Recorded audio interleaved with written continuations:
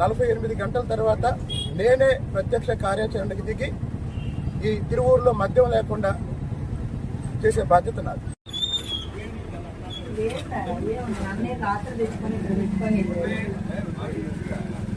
ఇప్పుడు తిరువూరు పట్టణంలో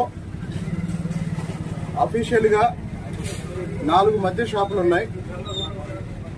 నాకు వచ్చిన సమాచారం ప్రకారం ఒక 35 బెల్ట్ షాపులు ఉన్నాయి. ఈ 35 బెల్ట్ షాపులతో పాటు నియోజకవర్గంలో 4 మండలాల్లో మొత్తం 130 దాకా బెల్ట్ షాపులు ఉన్నాయి.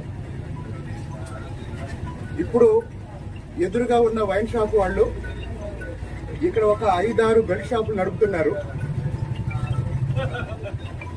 ముందు ఈ వైన్ షాపుని లైసెన్స్ క్యాన్సిల్ చేయాలి.